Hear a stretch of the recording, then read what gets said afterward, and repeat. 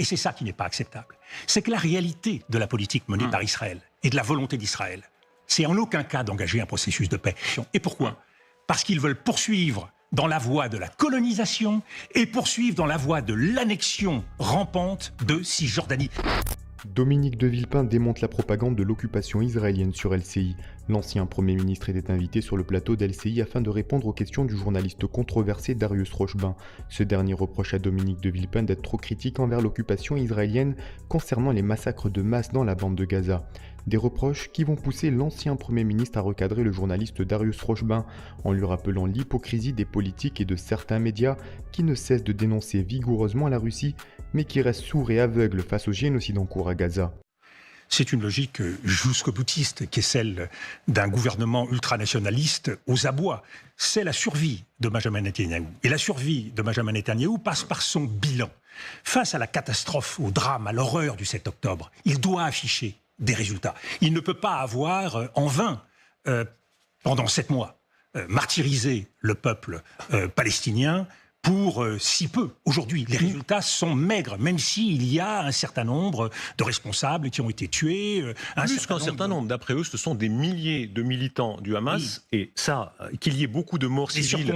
Sur combien Qu'il y ait quoi, 8, 10 000, 15 000 même, sur un nombre qui est de l'ordre de 30 000, peut-être 40 000, sachant que ce qu'a vécu Gaza tout au long des derniers mois n'a fait que nourrir encore plus la volonté de revanche. Est-ce que cela valait véritablement l'enjeu? C'est la disproportion. Aujourd'hui, personne ne peut nier qu'il était possible de faire autrement. Parce que la disproportion entre les coûts humains que nous infligeons, les cibles, le choix des cibles, est inacceptable aujourd'hui, et provoque le désastre parce que ça provoque le chaos. Il faut savoir que la conséquence de tout cela, c'est le chaos. Alors, le chaos peut peut-être être confortable pour Benjamin Netanyahou parce qu'il a le sentiment d'avoir réglé et éliminé l'ennemi. Mais nous savons tous que du chaos naît des États faillis, des régions faillies, et que le terrorisme revient encore plus fort. Donc, Dominique de Villepin, il peut prétendre aujourd'hui en Israël que le risque terroriste a diminué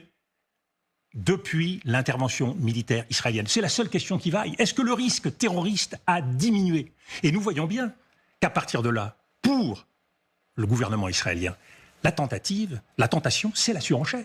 Mais de quelle manière Israël, mais que veut Israël? Et c'est là où il y a un agenda caché. Et c'est ça qui n'est pas acceptable.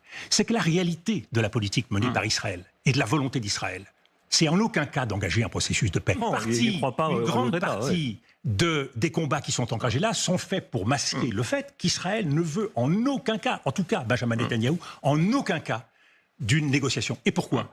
Parce qu'ils veulent poursuivre dans la voie de la colonisation et poursuivre dans la voie de l'annexion rampante de Cisjordanie. Je voudrais vous poser une autre question, que nous nous posions une autre question, puisque vous me demandez de me mettre à la place des Israéliens. Mettons-nous maintenant à la place de l'opinion publique mondiale. Que va-t-il se passer le jour, je l'espère le plus proche possible, où les portes de Gaza vont s'ouvrir? Le jour où cette prison à ciel ouvert, bombardée depuis 7 mois, va révéler ses secrets. Qu'allons-nous voir? Qu'allons-nous trouver? Est-ce que tout cela sera supportable? Ce qui s'est passé à Gaza a nui considérablement aux positions des pays occidentaux en Ukraine.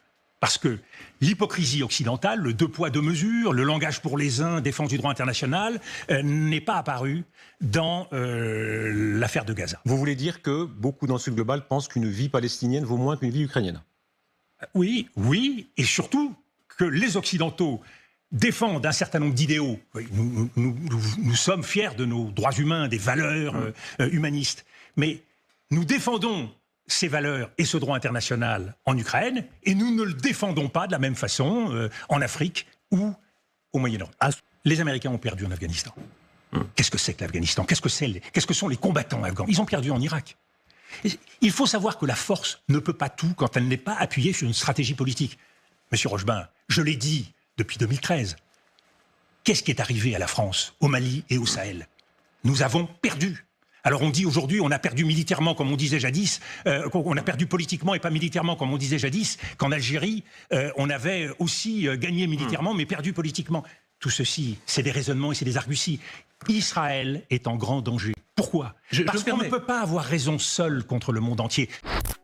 Et vous, que pensez-vous de l'intervention de l'ancien Premier ministre Dominique de Villepin face au journaliste controversé Darius Rochebin?